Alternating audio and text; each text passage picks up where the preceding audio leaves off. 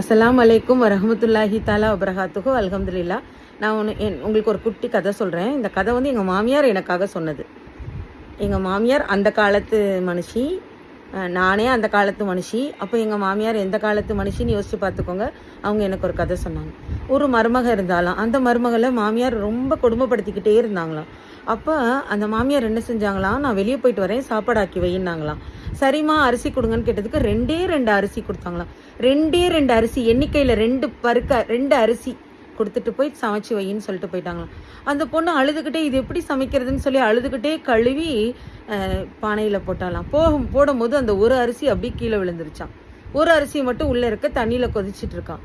ரொம்ப அழுதுகிட்டே இருக்கவும் அந்த சைடு ஒரு அம்மா வந்தாங்களா. அம்மா வந்தோடனே என்னம்மா ஏன் அழுகிறேன், இதே மாதிரி எங்கள் மாமியார் 2 பருக்கு அரிசி கொடுத்தாங்க. அந்த அரிசியை வச்சு 2 அரிசியை கொடுத்து சாதம் வடிக்க சொன்னாங்க.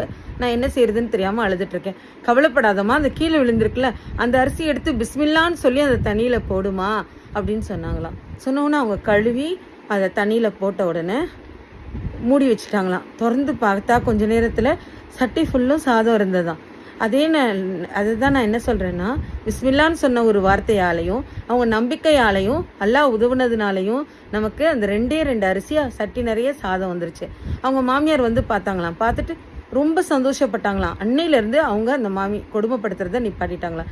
இது எங்கள் மாமியார் எனக்காக சொன்ன ஸ்பெஷலான கதை. இந்த கதையை நான் உங்ககிட்ட பகிர்ந்துக்கிட்டேன். ரொம்ப சந்தோஷம். அல்ஹம்துலில்லாஹ்.